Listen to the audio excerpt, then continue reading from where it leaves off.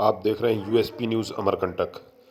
उमाशंकर पांडे के साथ केंद्रीय मंत्री श्री गिरिराज सिंह जी ने अपने 2 दिवसीय आध्यात्मिक और धार्मिक दौरे के तहत पवित्र नगरी अमरकंटक में प्रमुख संत महात्माओं से भेंट कर उनका आशीर्वाद प्राप्त किया और सनातन धर्म, अध्यात्म और तथा विदेश के विकास से जुड़े महत्वपूर्ण विषयों पर विस्तृत चर्चा की। संतों से भेंट और आशीर्वाद प्राप्ति केंद्रीय गृह मंत्री गिरिराज सिंह जी का यह धार्मिक दौरा सांस्कृतिक रूप से अत्यंत महत्वपूर्ण रहा। उन्होंने अमरकंटक के विभिन्न आश्रमों और मठों का दौरा किया, प्रमुख संतों से व्यक्तिगत रूप से भेंट की। प्रमुख संतों जिन्हें भेंट की उसमें आचार्य महामलेश्वर ब्रह्म ऋषि रामकृष्णानंद जी महाराज श्री मार्कंडेय आश्रम अमरकंटक, स्वामी हिमाद्री मुनि जी महाराज श्री कल्याण शिवाश्रम, स्वामी जगदीशानंद जी महाराज श्री कल्याण शिवाश्रम, स्वामी हरिहरानंद जी महाराज श्री मृत्युंजय आश्रम, श्री महंत रामभूषण दास जी महाराज शांति कुटी आश्रम। मंत्री महोदय ने सभी पूज्य संतों के चरणों में नमन कर उनका आशीर्वाद प्राप्त किया। इस अवसर पर उन्होंने संतों को केंद्र सरकार की योजनाओं और देश के मौजूदा धार्मिक एवं सामाजिक परिदृश्य के बारे में भी अवगत कराया। धर्म, अध्यात्म और सनातन धर्म पर विस्तृत चर्चा।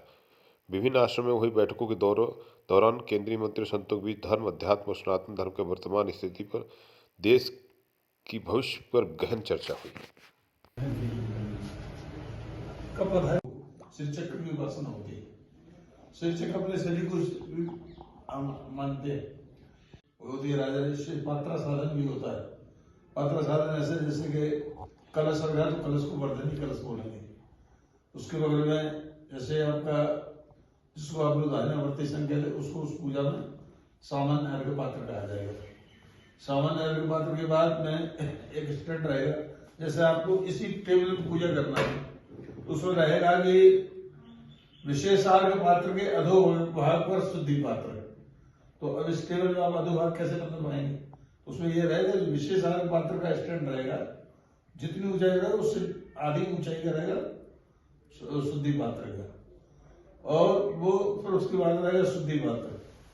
शुद्धि पात्र के अधोभाग पर रहेगा आपका गुरु पात्र, और गुरु पात्र के बगल में रहेगा आत्म पात्र। ये पात्र साधन से इसकी पूजा होती है। इसलिए भगवती राजराजेश्वरी की उपासना में कहा है, अंतर्मुख समाराध्या बहिर्मुख दुर्लभा। साधक को पहले तो अंतर्मुखी होना चाहिए, तभी वो श्री चक्र की उपासना है। जैसा कि गीता में कहा,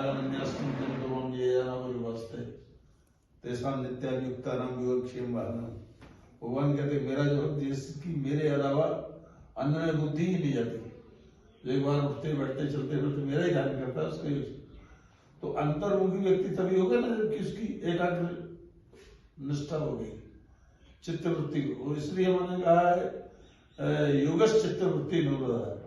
इसलिए मैंने साधक लोग योग की परंपरा में करते थे, यम नियम प्राणायाम प्रत्याहार धारणा ध्यान समाधि तवस्थान की।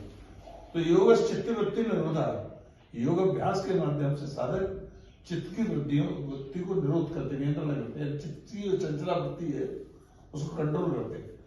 तभी सूत्र आता है निरोधो मुक्ति आश्रय, तभी वो कल्याण का साधन होता है। तो ये राजराजेश्वरी की जो उपासना है बड़ी दुर्लभ उपासना है। कहते हैं कि लोगों ने कहा कि जब अनेक रूपों में ईश्वर की उपासना की तो फिर क्या जरूरत थी कि हमें मां के रूप में उपासना की। कहा देखो ऐसा है, संसार में देखा जाता है जब किसी व्यक्ति से उसका पिता रुक जाए तो बालक अपने पिता के पास नहीं जाता, ज्यादा दो चपाट मारेगा। पर जब किसी बालक से उसकी मां उठती है तो बालक भागता नहीं है, उसकी गोद में सिर छुपाता है, जानता है कि ममता मेरी वात्सल्य नहीं कर। तो कहा जो संसार की मां में इतनी करुणा है तो जो सारे ब्रह्मांड की जननी जहां वात्सल्य का सागर, जिसके वात्सल्य के सागर की थोड़ी सी बूंद संसार की मां में आई, उसके अंदर इतनी करुणा आ गई। वो कहती सारी दुनिया की विपत्ति मेरे सिर पर आ जाए और तो मेरे बेटे के पैर में कांटा भी न चुभे। तो वो इसलिए साधकों ने ईश्वर की उपासना मां के रूप में की। परंतु कभी कभी जैसे मान लो आप बिहार से चल के